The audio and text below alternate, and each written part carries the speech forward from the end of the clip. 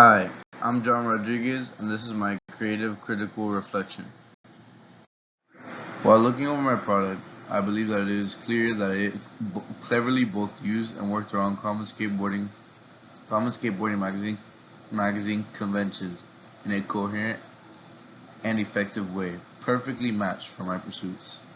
For instance, my magazine Steez uses conventions and not only the way that the pages are structured, many photos mixed in with informal paragraphs, but the way that they are stylized with bold colors and lettering, as well as stylistic techniques that draw the reader's attention and awe to add a cool factor. One other way that Common Skate Magazine, Common Skate Magazine conventions were used was in the photography and the way that it was integrated onto the pages. I made sure to get a mix of action shots and high quality, more still photos. I kept photos informational about the part that I reviewed, a big part of skate journalism. All of my framing was familiar to that you could see in the skate magazine and furthermore directly inspired by such. Also, I added many photos a part of the review to decorate an interest in the table of contents.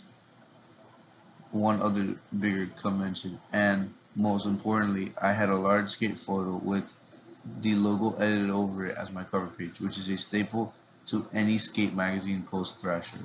I challenged some skate I challenged some skate magazine conventions by making the design less polished and more DIY-esque to curate a unique aesthetic to attract a certain type of reader skateboarder, different from the more average, something to draw a contrast and make my product more unique.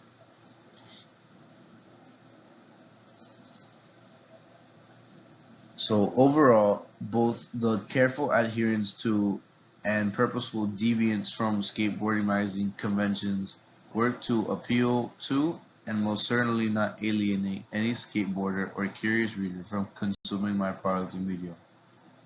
My magazine Steez carefully uses conventions to represent social group of skaters and those that are interested in the alternative DIY media scene. Through the way that my skate magazine Steez is structured, it can properly draw the attention and the dedication of the audience of interested skaters who appreciate a new DIY magazine and a good read.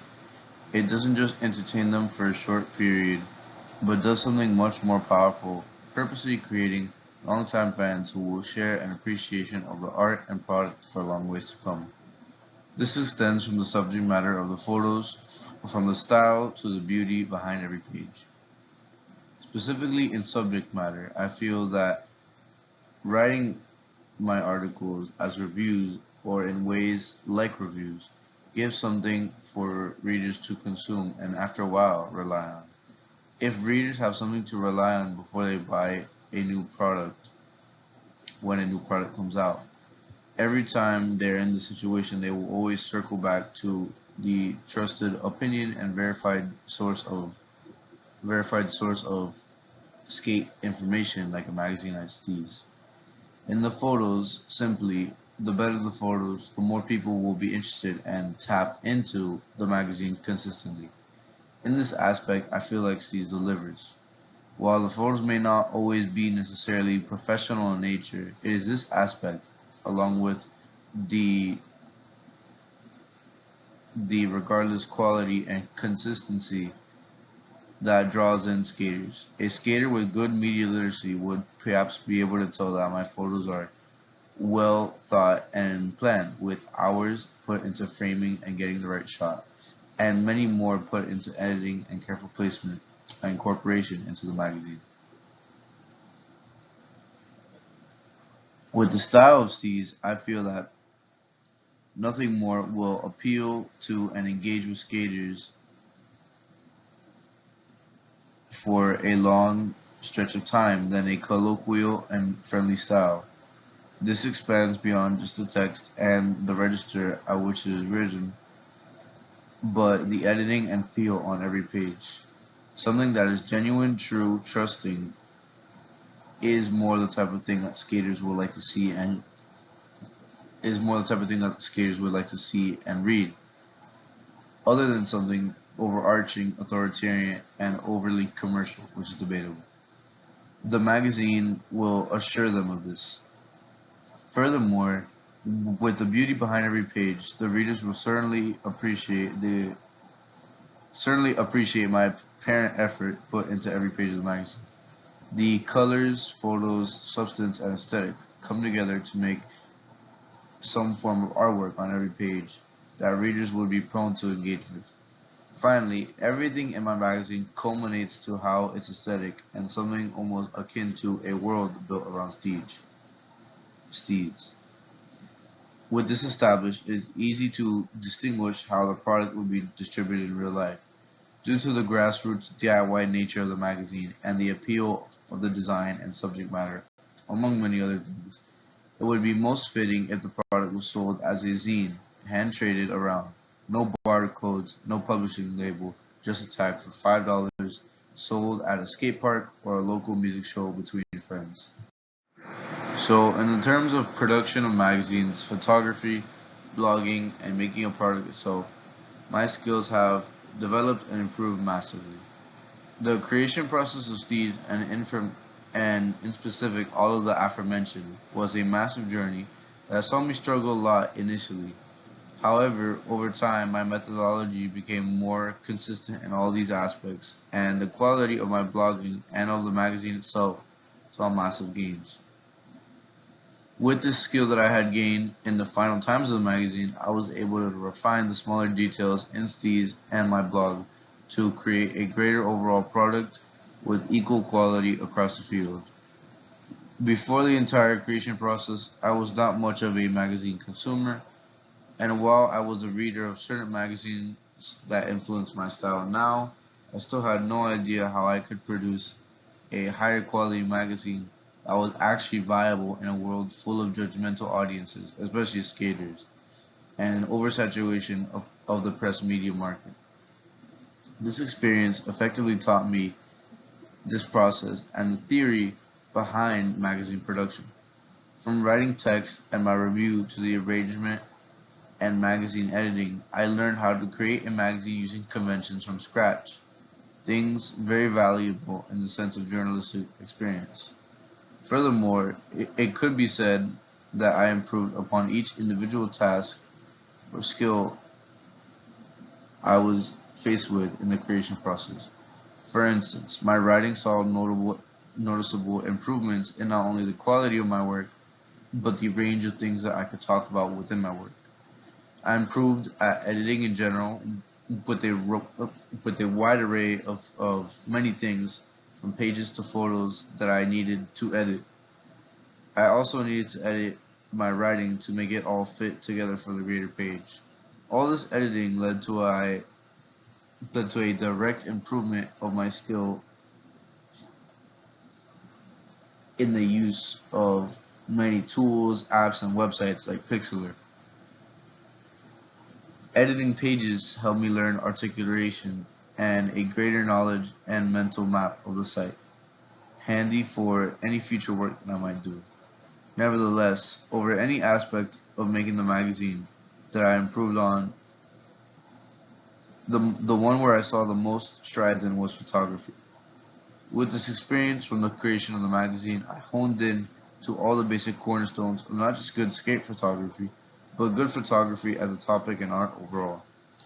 The participation in this helped me retain valuable information and actual techniques that I could utilize in future bodies of work.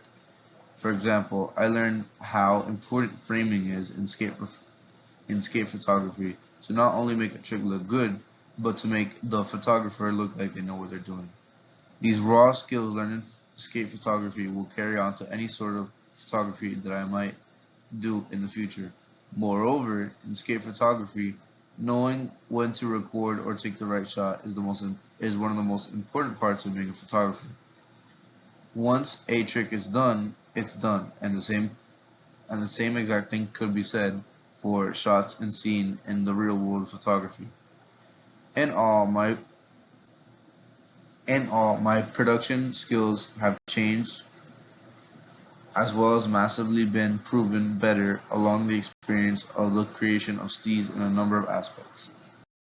There were a number of ways that technology was integrated into my process for the creation of Steez in both hardware and software as well as online. For hardware, to say that the camera of the iPhone XR was a simple integration would be a massive understatement. In fact, I owe it all, the entire project, to this wonderful display of what a great camera device is. The 12 megapixel wide lens allowed me to take dynamic shots at a large yet focused environment being displayed. This helped alongside the focus 1.8 aperture. Digital zoom of 5 times percent on the camera was also a great help and was integrated in me trying to get better angles from farther away shots. Burst mode, a very vital and very integrated feature, also allowed me to get many different photos of many different parts of a trip, all all of which occur within seconds. With this wide variety and array of photos, I was able to select the perfect frame needed for the magazine, all because and thanks to this integrated hardware. In terms of software, I have already mentioned my prior use of the Pixlr editing software program for the most part to process photos. The wide selection of filters helped me add a finished touch to the product that was my photos. This worked right alongside the site's manual editing controls for focus, bokeh, burning, etc. All of these aspects on Pixlr would come together to make the final lineup of photos in the magazine. In terms of the magazine, actually, the arranged look and editing of the magazine was also done through Pixlr, with the help of its advanced digital graphic and photo arrangement design features. Pixlr was a big help for me in the software project of the magazine. Nevertheless, the iPhone XR's photo app editing was also used for photographs, with some brightness, brilliance, and vignette features coming in handy. Also, to a minimal extent, Adobe Lightroom was used to add some finishing touches to the photograph features. Finally, in the aspects of online usage, all my research was done on Google Chrome. A very vital part of getting inspiration was from looking at Thrasher magazine pages that I could have only found or been able to access online. This overall contributed to the final look and conventions of the magazine. One other use of Google was in the planning and shooting of days, where I checked the weather to make sure everything would be able to go through. However, all of this, but the most vital part and influential online integration into my creative process, was the EduBlog website itself. Every week or so, I would upload my blog to the website to keep up to task with the creation of my magazine. With so much time and experience on the site, I was able to explore it much, and most of the writing for the product was done on the EduBlog text spaces. Many photos were, of course, also added to the EduBlog sites.